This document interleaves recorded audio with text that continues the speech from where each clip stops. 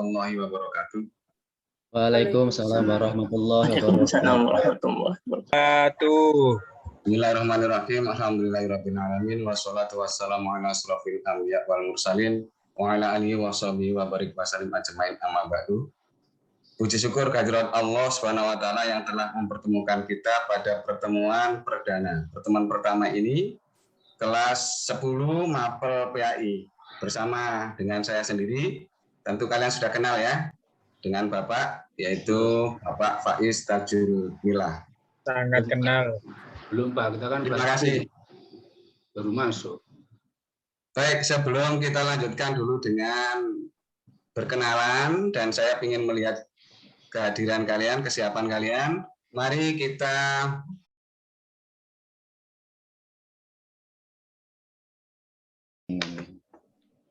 baik, sebelum kita lanjutkan ke materi, ada beberapa tujuan pembelajaran pada hari ini yang akan kita selesaikan di pertemuan pertama ini. Yang pertama, diharapkan kalian nanti bisa meyakini bahwa jujur itu adalah memang ajaran pokok dari agama Islam. Ya. Yang kedua, menunjukkan perilaku jujur dalam kehidupan sehari-hari. Ya. Untuk pengetahuan pada pertemuan ini kalian diharapkan bisa menyebutkan arti Quran surat Al-Maidah ayat 8, At-Taubah ayat 119, Al-Anfal ayat 58 dan An-Nahl ayat 105. Kemudian kalian diharapkan bisa menjelaskan makna yang terkandung di dalamnya, yaitu terkait dengan pengertian kejujuran ya.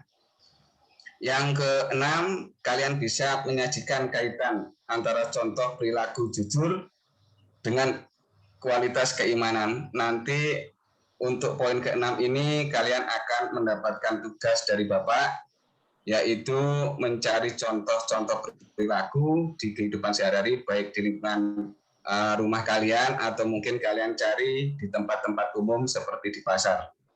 Baik, sebelum kita masuk ke sana, Pak Guru ingin menunjukkan beberapa gambar.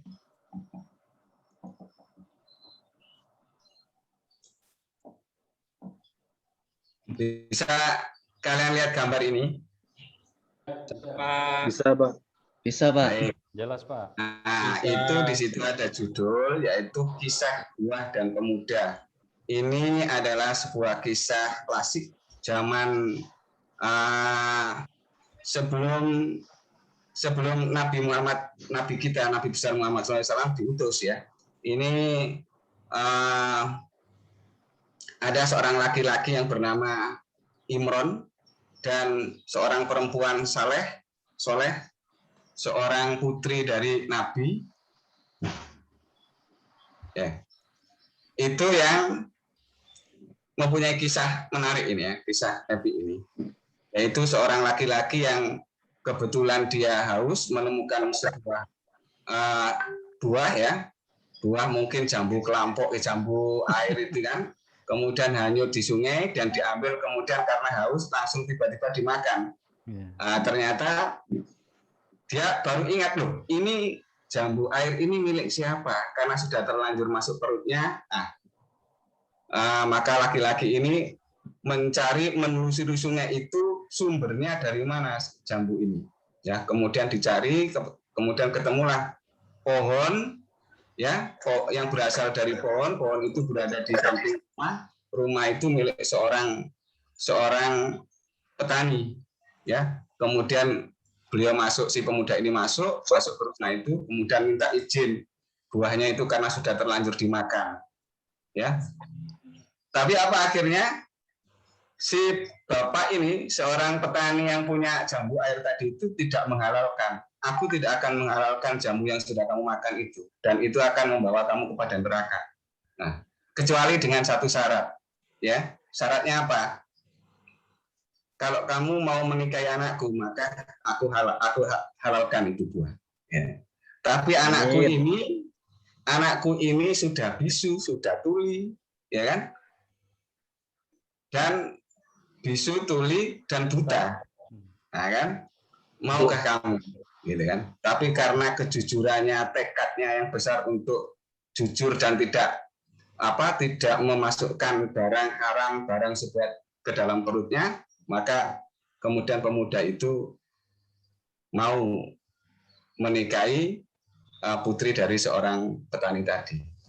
Tapi ya alhamdulillah karena kejujuran itu mendapatkan, ternyata istrinya itu tidak bisu, tidak tuli, tidak buta secara fisik, ya, mempunyai makna yang dalam, ya. Ternyata cantiknya luar biasa, ya kan, pintarnya luar biasa, tuli karena tidak pernah mendengar maksiat, buta karena tidak pernah melihat maksiat,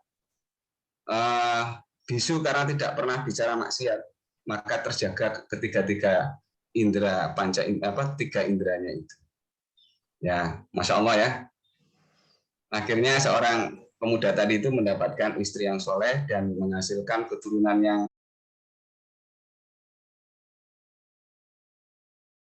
berapa kisah dan gambar tadi itu. Coba kalian buat pertanyaan kira-kira. Pertanyaan yang simpel saja tentang kejujuran ini. Silakan, siapa yang berani untuk bertanya?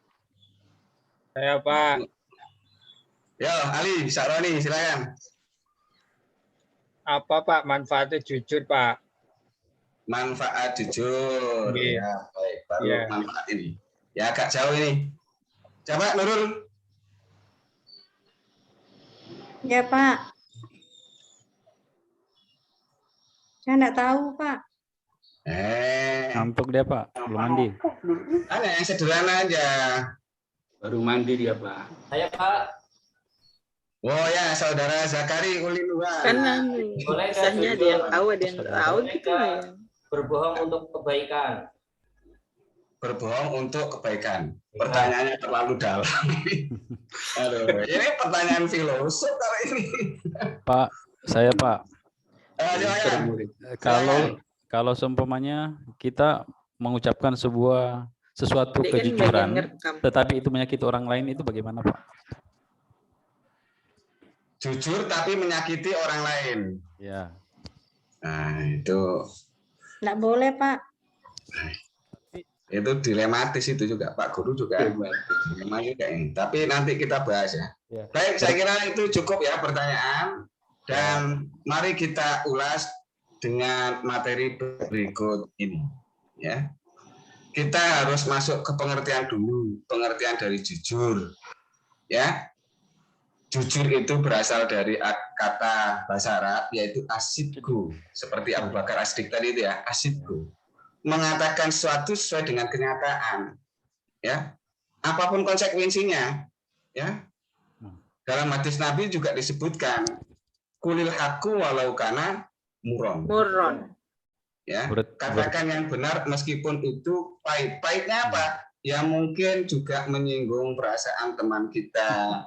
Ya, bahkan dalam hadis Nabi yang lain itu dikatakan bahwa seorang yang jujur secara hakiki adalah orang yang berani berkata jujur terhadap raja yang zalim. Nah, itu baru kemudian dikatakan seorang yang betul-betul berani ya. Berarti pertanyaan saya tadi terjawab. Sudah terjawab ya? Ya. Ini saudara Abdul Jalil ya? Kok saudara? Ini Ya. Abdul Jalil ya? Iya, saya Pak. Oh iya, terjawab ya? Ya, terjawab Baik. Pak. Kalau begitu kita lanjutkan. Pembagian sifat jujur. Menurut Imam Ghazali ini ya, jujur itu ada 3 bagian. Jujur dalam niat atau kehendak, jujur dalam perkataan, dan jujur dalam perbuatan. Ya, saya kira ini kalian sudah paham semua ya. Siapa? Waktu masih panjang kah, saudara? Waktu masih panjang kah, Imam Hanafi? Juga sedikit, Pak. Masih banyak yang belum. Berapa Habis, Pak. menit? Penelitian Pak, Evaluasi evaluasi Pak. banyak. Oke. Baik, tunggu.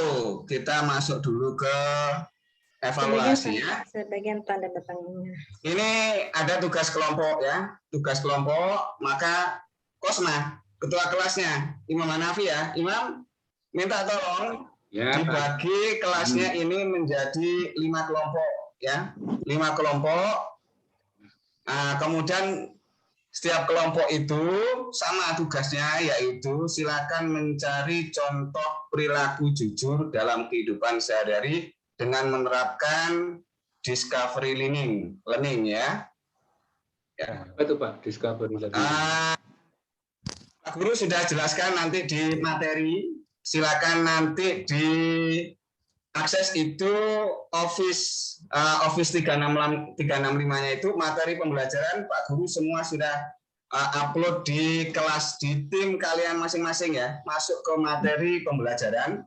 Di sana itu sudah lengkap Pak Guru upload semua, mulai dari materi, ayat, tugas, ya. Nanti kalian baca itu.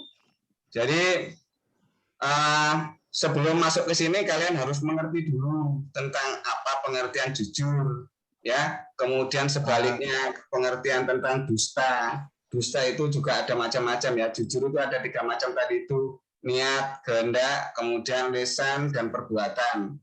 Sementara kalau dusta itu ada bohong, dusta, kemudian ada fitnah, ya. Kemudian ada hoax, ya. Itu nanti kalian pahami juga lebih dalam. Setelah ini kan Pak Guru tadi sudah menyinggung juga, ya. Nanti baru setelah itu kalian mencari contoh-contoh perilakunya dalam kehidupan sehari-hari, ya. Itu kalian bekerja sama dalam setiap kelompok itu, kerjasama silakan, kemudian cari contoh dan narasikan, ya. Foto yang kalian dapatkan narasikan, kemudian bikin dalam PPT, nanti dipresentasikan masing-masing kelompok, ya, sambil menjelaskan isi dari temuan-temuan yang kalian dapatkan. Paham anak-anak? Paham, Pak. Baik, itu tugas kelompok, ya. Sementara untuk tugas individu, kalian silakan setelah ini kerjakan tes formatif uji kompetensi 1, ya. Uji kompetensi 1. Itu Pak Guru juga sudah berikan form Office-nya di materi pembelajaran Office 365. Silakan kalian juga akses di sana. Baik, ada pertanyaan silakan sebelum Pak Guru akhiri. Cukup, Pak. Nggak ada Pak, mau istirahat sudah nih. Sudah cukup, alhamdulillah. Kayak ngantuk, Pak. Itu Pak. Mari kita tutup pembelajaran hari ini dengan berdoa bersama-sama, membaca doa kifaratul majelis. Bismillahirrahmanirrahim. Subhanakallahumma wa bihamdika asyhadu an la ilaha illa anta astaghfiruka wa atubu ilaika.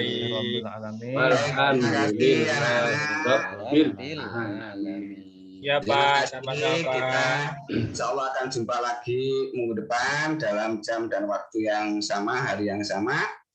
Mohon maaf apabila Pak Guru melakukan kesalahan di sana sini karena ini pertemuan perdana.